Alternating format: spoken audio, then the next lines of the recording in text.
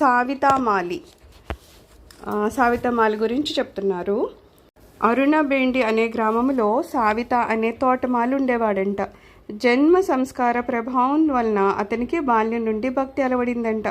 మాటలు రాని చిరుత ప్రాయంలోనే భగవంతుని కీర్తనలు వినపడితే చెవులు అప్పగించి వినేవాడంట. దానికి తోడు గృహ వాతావరణం కూడా అతనికి చాలా అనుకూలంగా ఉండేదట. భగవద్భక్తులైన ఇతని తల్లిదండ్రులు అతిథి అభ్యాగతాదరంతోనూ భగవత్ కైంకర్య నిర్వహణలోనూ ఆదర్శ జీవితాన్ని గడుపుతూ ఉండేవారంట. చక్కని కంఠస్వరంతో తమ ఇంటి ఆరాధ్య దైవమైన పాండురంగ స్వామిని గురించి తండ్రి కీర్తనలు పాడుతూ ఉండేవారంట. పసిబాలుడైన సావితామాలి నిర్మలమైన మనస్కుడై ప్రశాంత వదనంతో ఆలకిస్తూ ఉండేవాడంట.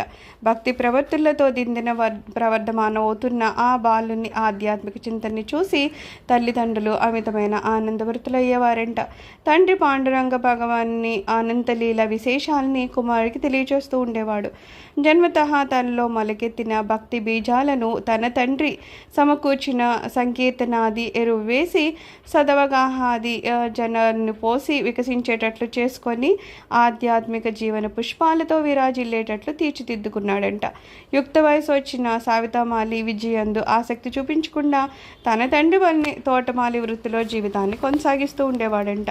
బ్రహ్మముహూర్తంలోనే నిద్రలేచి స్నానానంతరము జప సంకీర్తనాదులు ముగించుకొని తల్లిదండ్రులను సేవించి తోటకు వెళ్ళేవాడు. అలాగా కర్మల్ని ఆచరిస్తూ ఉండగా మనసును తన ఆరాధ్యదైవమైన పాండురంగ భగవాన్ని అంది లగ్నం చేసి సంకీర్తన చేస్తూ ఉండేవాడంట. సావితామాలి తీర్చిదిద్దే ఆ వనంలో ప్రతి చెట్టు కూడా ఒక సందేశాన్ని ఇస్తూ ఉండేదంట. ప్రతి పుష్పము ఒక ఆధ్యాత్మిక రహస్యాన్ని తెలియజేసేదంట. ప్రతి ఫలము మోక్షధామాన్ని గుర్తు తెస్తుంది. ప్రతి నీటి కాలువ సుశ్రావ్యమైన సంకీర్తాన్ని వినిపిస్తుంది. భగవత్ ప్రీతికరంగా కర్మల్ని ఆచరించే వాని చేతిలో ప్రతి కర్మ కూడా ఒక యజ్ఞంగా మారుతుంది. సావితామాలి యవ్వనవంతుడయ్యాడు. అతనికి వివాహం చేయాలని తల్లిదండ్రులు నిర్ణయించారు. జనాబాయి అనే సుగుణాల రాశిని అతనికిచ్చి వివాహం చేశారు. సంస్కారవంతులకు వివాహము ఒక ప్రతిబంధకం కాదు. తాను వివాహితుడు అయినప్పటికీ అతనిలోని వివేక వైరాగ్యాలు భక్తి ప్రవృత్తులు వృద్ధి చెందుతున్నాయే కానీ క్షీణించలేదు. ఆధ్యాత్మికంగా పెరుగుతున్న తన మనస్సుకు గృహస్థ జీవితం ఏ మాత్రము అంతరాయం కలిగించలేదట. గృహస్థ జీవితంలో అనుకరించాల్సిన వ్యక్తిగా సావితామాలి రాణించసాగాడంట. తనయుణ్ణి శీల సంపదను ఆధ్యాత్మిక జీవితాన్ని చూసి తృప్తి చెందుతున్న సావితామాలి తల్లిదండ్రులు కన్నుమూశారట.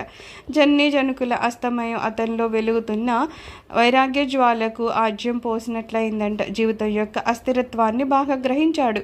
అశాశ్వతమైన ప్రాపంచిక వ్యామోహాలు వాంఛనీయం కాదని అతనికి తెలిసొచ్చింది. సాంసారిక జీవితంలో అరుచి గోచరింపసాగింది. నిరంతరము భగవత్ కథా సంకీర్తనాదుల యందే మనసును లగ్నం చేయసాగాడు. ఒకనాడు సావిత ధర్మపత్ని జనాబాయి యొక్క బంధువులు పలకరించడానికని వస్తారు. జనాబాయి వారిని ఉచిత రీతిని సత్కరిస్తుంది. కానీ సావిత అంత ఉత్సాహపూరితంగా కనిపించడు. బంధువులు వెళ్ళిన తర్వాత జనాబాయి గాయపడిన హృదయంతో సావితను సమీపించి, మీ ప్రవర్తన సబబుగా ఉన్నదా? ఇంటికి వచ్చిన బంధువులతో ఇలాగైనా ప్రవర్తించేది? వాళ్ళు నాకు సంబంధించిన వారినే కదా మీరు ఈ విముఖత చూపిస్తున్నారు. మీ భక్తి ఇంత సంకుచితంగా ఉంటుందా అని ఆవేశాన్ని ఆపుకోలేక మాట్లాడిందట. సావిత భార్య వంక ప్రసన్నంగా చూస్తున్న ప్రవర్తన నీకు అసభ్యంగా కనిపించి ఉంటే అది నా తప్పు కాదు. నా అనే భేదాలు నాకు తెలియవు. విఠల నాథుని పూజ్య చరణాల విందాలు ఎందు లగ్నమైన నా చిత్తానికి ప్రాపంచిక విషయాల ఎందు ఆసక్తి కనిపించడం లేదు. నశించిపోయే దేహాదులతో ఏర్పరచుకునే సంబంధాలు స్వప్నతుల్యమైనవి. గతంలో ఎన్నో జన్మలు కలిగి ఉన్నాయి. ఆ జన్మల్లో మనం ఏర్పరచుకున్న బాంధవ్యాలు బంధువులేమయ్యారు. మనతో శాశ్వతంగా కలిసి వచ్చే బాంధవ్యం ఒక్కటే. అదే అచంచలమైన భగవంతుని భక్తి. భగవద్భక్తి గల పవిత్ర భక్తులే నా బంధువులు. అట్టి వారికి నేను దాసుడును. వారి పవిత్ర పాదాలను పూజిస్తాను. వారి పాదధూళిని శిరోధార్యంగా భావిస్తాను. అంతేగాని ప్రాపంచిక బాంధవ్యాలకు నా మనస్సులో స్థానం లేదు. నా ప్రవర్తన నీకు మనోక్షోభను కలిగించి ఉంటే నన్ను క్షమించు అని తనలో భాషించే వైరాగ్యాన్ని విశదీకరించి చెప్పాడట. భర్త మానసిక స్థితిని గ్రహించిన జనాబాయి తన తప్పిదాన్ని మన్నించి క్షమించమని భర్త పాదాలపై పడి కన్నీరు కారుస్తుంది. సావితామాలి భక్తి సౌరభము అన్ని వైపులా విరజిమ్మబడుతుందట. సావితాలోని ప్రగాఢ భక్తి విశ్వాసాలను విని నామదేవులు వారు బయలుదేరి సావితామాలను చూడ్డానికి వచ్చారు. భగవతోత్తముడైన నామదేవుల వారి రాకను గమనించి సావితామాలి సంభ్రమాశ్చర్యాలతో వారిని ఆహ్వానించి అతిథి మర్యాదలను ఆచరిస్తారు. సావిత హృదయ విశాలతకు అకుంఠిత భగవద్భక్తికి నామదేవుల వారు సంతృప్తిని చెందుతారు. పరాత్పరుడైన పాండురంగ భగవాన్ వైభవాలను దివ్య విభూతులను గూర్చి ముచ్చడించుకుంటూ ఆ రాత్రి అంతా ఆనందంగా గడుపుతారు. తరువాతి మధ్యాహ్న భోజనానికి కూర్చోగానే జీర్ణ వస్త్రాలతోనూ సంస్కారహీనమైన జుట్టుతోనూ ఒక ఫకీరు వచ్చి వారి ముందు నిలుస్తాడు. తనకు వారితో పాటు భోజనాన్ని ఆరగించవలేనని కుతూహలంగా ఉందని తనకు ఆ అవకాశాన్ని ఇవ్వమని అడిగాడు. అతిథిని నారాయణ స్వరూపంగా భావించే సావితామాలి ఆ ఫకీరుకు నమస్కరించి అతన్ని కూడా భోజనానికి ఆహ్వానిస్తాడు. అశుభ్రంగా కనిపిస్తున్న అతిథి ప్రక్కన కూర్చుని భుజించడానికి నామదేవుల వారి మనస్సు అంగీకరించదు. వెలితి హృదయంతో భోజనం ఆరగించడానికి ప్రారంభిస్తారు. సవితాలో ఏ విధమైన మార్పు లేదు. ద్వంద్వాలను తటస్థపరిచిన సావిత ఆనందంగా విందారగిస్తాడు. భోజనానంతరము సావితామాలికి నామదేవులకు నమస్కరించి వెళ్ళటానికి సెలవు కోరుతాడు. సావిత ఆ ఫకీరుకు నమస్కరించి సాగనమ్ముతాడు. ఆ రోజు సాయంత్రం నామదేవుల వారితో కలిసి సావితామాలి దేవాలయానికి వెళ్ళాడు. ఆలయంలో ప్రవేశించగానే వారొక విచిత్రమైన దృశ్యాన్ని చూసి ఆశ్చర్యపోతారు. గర్భాలయంలో స్వామి విగ్రహం ఉండే చోట విగ్రహం అదృశ్యమై సావితామాలి గృహంలో విందారగించిన ఫకీరు కనిపిస్తాడు. నామదేవుల వారు నిర్ఘాంతపోతారు. సావితామాలి దిగ్భ్రాంతి చెందుతాడు. వారలా చూస్తూ ఉండగానే ఆ రూపము అదృశ్యమై యథావిధిగా విగ్రహం కనిపిస్తుంది. భగవంతుడే అతిథి రూపంలో వచ్చి ఆతిథ్యం స్వీకరించి తమ జన్మ చరితార్థం చేశారని సావితామాలి భావిస్తాడు. పాండురంగని పవిత్ర దర్శనంతో తమ బ్రతుకులు పావనమయ్యాయని భావిస్తారు.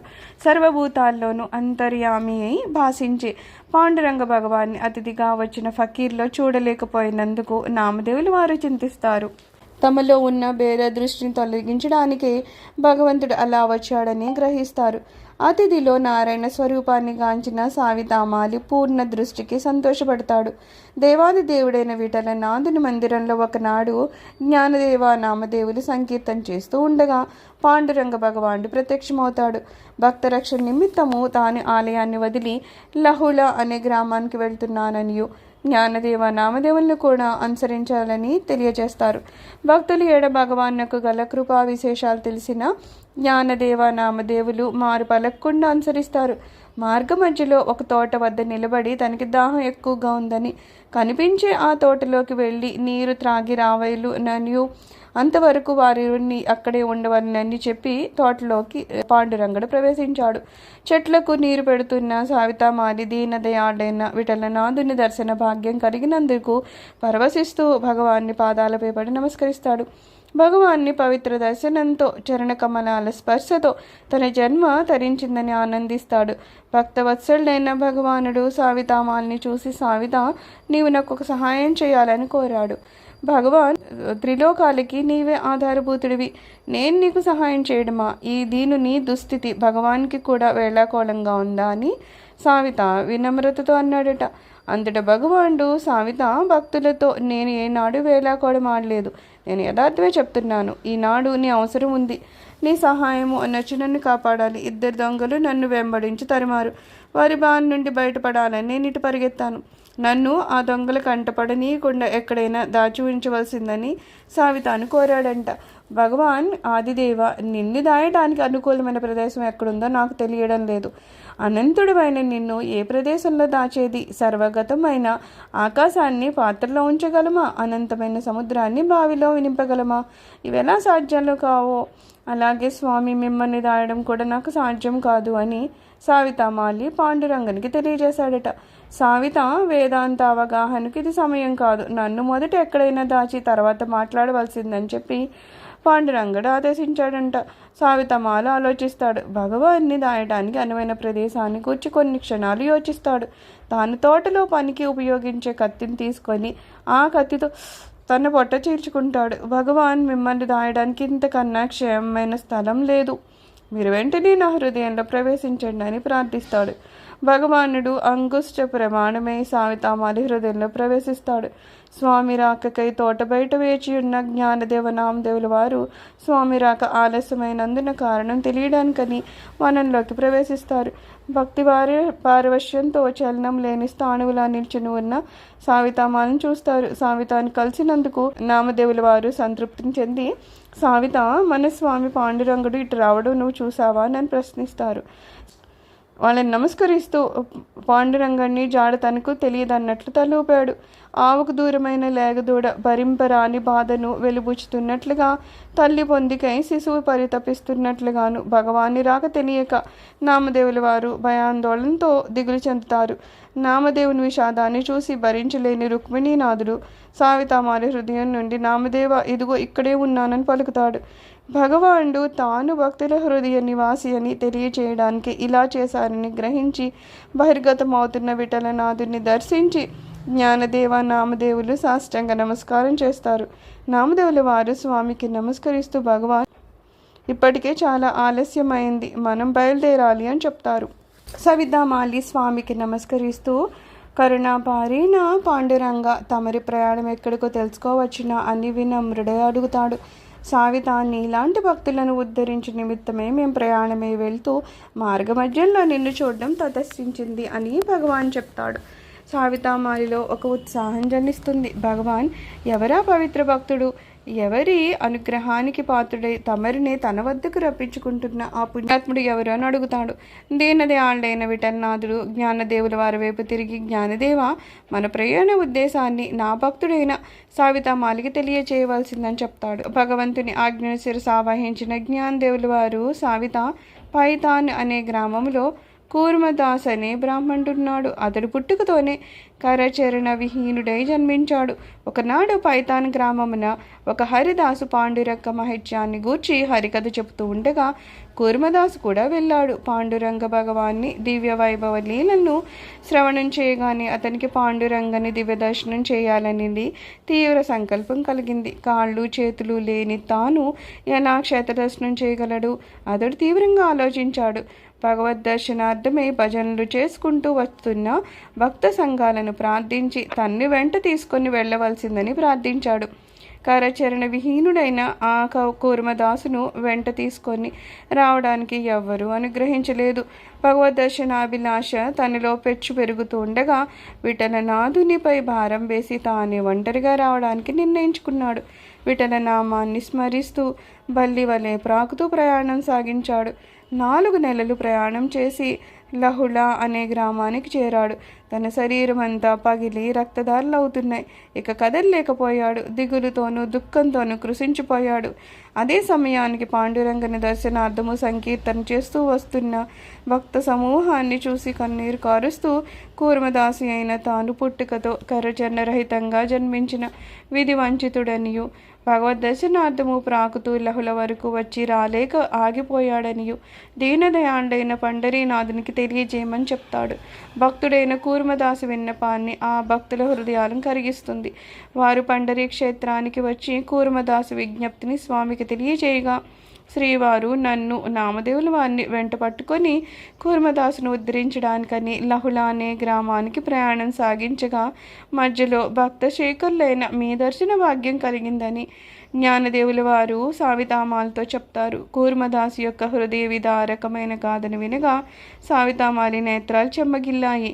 అంత సావిత చేతులు జోడించి నమస్కరిస్తూ, భగవాన్, నాకు ఆ భక్తుని చూడాలని కుతూహలం జనిస్తుంది, నాకు ఆ దివ్య అవకాశాన్ని ప్రసాదించండి అని ప్రార్థించగా జ్ఞానదేవ నామదేవ సావితామాలిలతో కలిసి పాండురంగుడు లహుళ చేరి కూర్మదాసునికి దర్శనమిస్తాడు. భక్తులను వెంట నిడుకొని వచ్చి తన అపూర్వమైన దివ్య దర్శనాన్ని చూపిన పాండురంగని అనంత కృపా వాత్సల్యానికి కూర్మదాసు ఆనందామృత చిత్తుడై, భగవాన్, నా జన్మ సార్థకమైంది. మీ దివ్య దర్శన భాగ్యంతో నా జనన మరణ చక్రము తుత్తునియలైంది అని పసిబిడ్డలాగా ఏడుస్తాడు.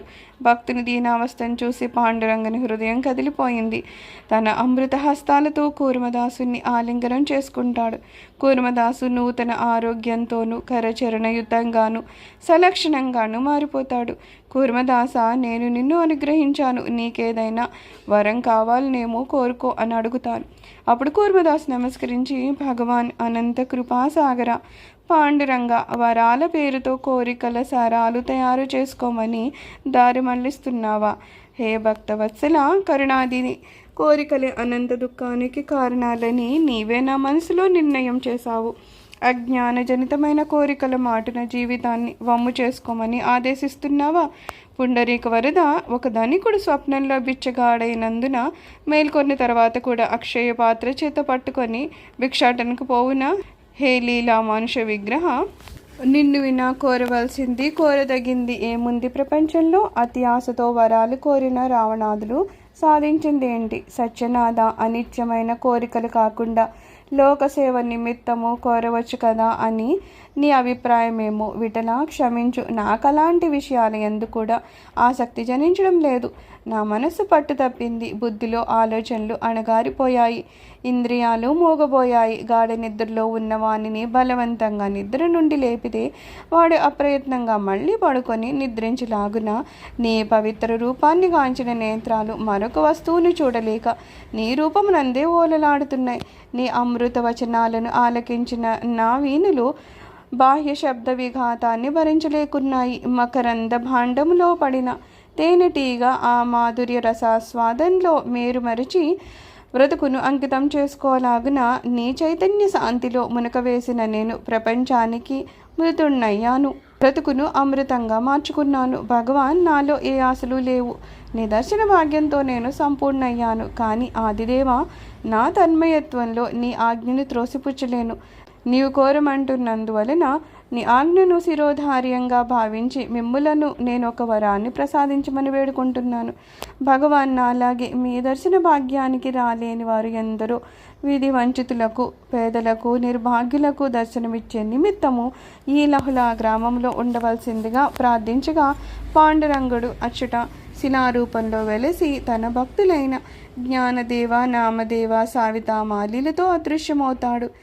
అప్పటికి పండరీ క్షేత్రానికి వెళ్ళు భక్తులు లహళా గ్రామమునందు ఆగి కూర్మదాసు భక్తి చిహ్నంగా వెలసిన పాండురంగ భగవాను సేవించి వెళ్తూ ఉంటారు.